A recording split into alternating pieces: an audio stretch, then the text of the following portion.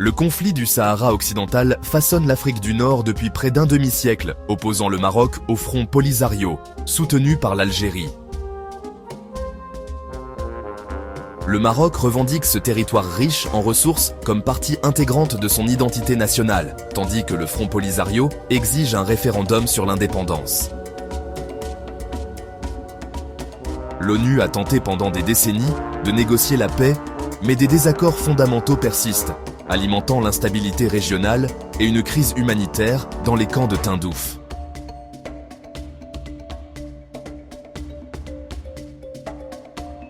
La frontière fermée entre le Maroc et l'Algérie est un symbole frappant de cette impasse, bloquant l'intégration économique et alimentant la rivalité.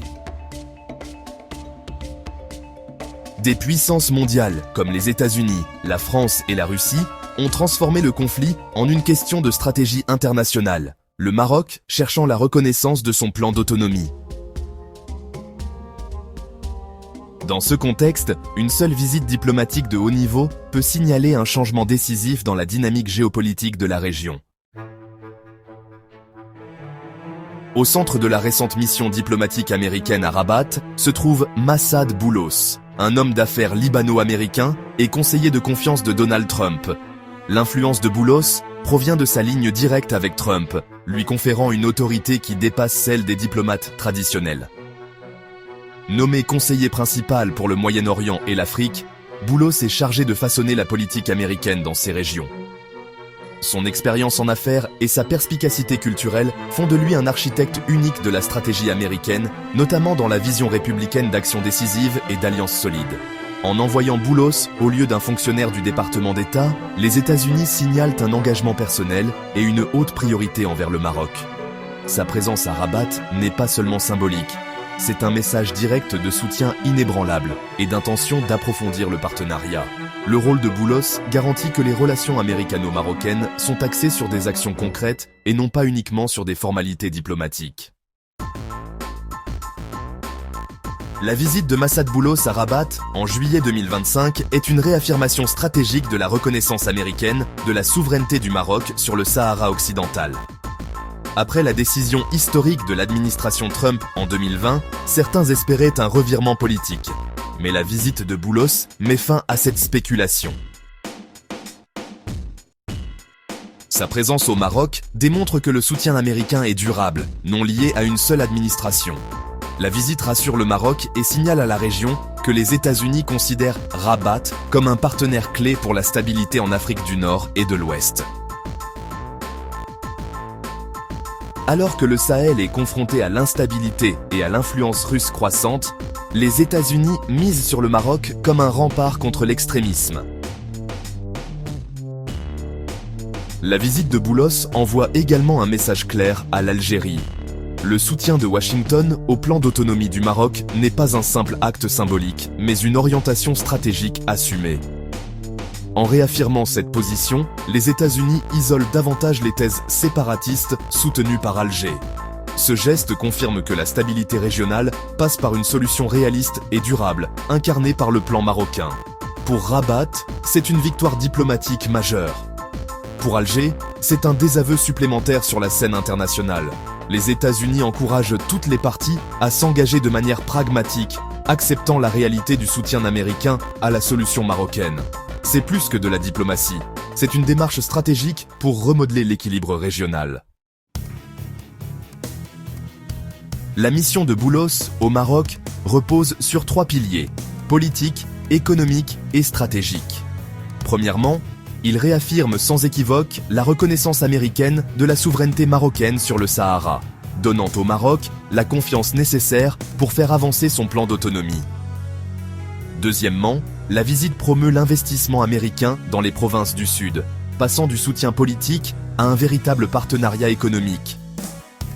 Des secteurs tels que les énergies renouvelables, l'agriculture et le tourisme sont ciblés pour favoriser la croissance et intégrer la région dans l'économie mondiale. Troisièmement, la visite envoie un message fort à l'Algérie et au Sahel. Les États-Unis soutiennent fermement le Maroc en tant que partenaire régional principal. Ces piliers constituent une approche globale, liant le soutien politique, le développement économique et la sécurité régionale. La mission vise à transformer les déclarations en réalité, ancrant le Sahara comme un pôle d'opportunité au sein du Maroc. L'Algérie, qui soutient le Front Polisario, s'est battue avec acharnement pour annuler la reconnaissance américaine de la souveraineté marocaine. La visite de Boulos et ses déclarations claires sapitent les efforts de l'Algérie, laissant Alger diplomatiquement isolé. Les États-Unis font également pression sur l'Algérie concernant la crise humanitaire dans les camps de Tindouf, exigeant responsabilité et transparence. En réponse, l'Algérie pourrait chercher à renforcer ses liens avec la Russie ou à utiliser ses exportations d'énergie pour obtenir du soutien, mais ces options se réduisent.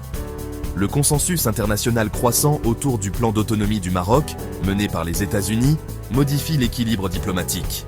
La visite de Boulos force l'Algérie à reconsidérer son opposition coûteuse alors que le paysage régional évolue. La mission de Boulos s'inscrit dans un réalignement plus large en Afrique du Nord et au Sahel. La France, l'Espagne et l'Allemagne s'orientent vers un soutien ouvert au plan d'autonomie du Maroc, formant un bloc transatlantique avec les États-Unis. Cela isole l'Algérie et le Front Polisario, tout en renforçant l'élan diplomatique du Maroc. La Russie, quant à elle, étend son influence au Sahel, défiant les intérêts occidentaux. Le soutien ferme des États-Unis au Maroc est un contre stratégique aux ambitions de Moscou, ancrant l'influence américaine dans la région. En Afrique, de plus en plus de nations reconnaissent la souveraineté marocaine, ouvrant des consulats dans les villes sahariennes et soutenant l'intégration. La vision du Maroc d'une Afrique prospère et unifiée avec le Sahara comme lien économique gagne du terrain. La visite de Boulos marque un tournant dans les relations américano-marocaines, s'appuyant sur un partenariat qui remonte à 1777. Les États-Unis traitent désormais la reconnaissance du Sahara marocain comme un pilier permanent de leur alliance, et non comme une politique temporaire. En promouvant l'investissement et le développement au Sahara, les États-Unis aident le Maroc à transformer le soutien politique en progrès réel. Le rôle du Maroc en tant que partenaire stratégique est consolidé. Washington mise sur Rabat comme un pilier de stabilité et de sécurité en Afrique. Le Maroc est perçu comme un partenaire fiable face aux menaces régionales croissantes. Cette alliance renforce le rôle stratégique du royaume dans le Sahel et au-delà. Ce nouveau chapitre élève le statut régional du Maroc et lui donne les moyens de projeter la stabilité au Sahel. L'initiative diplomatique signale une alliance tournée vers l'avenir, prête à façonner l'avenir de la région.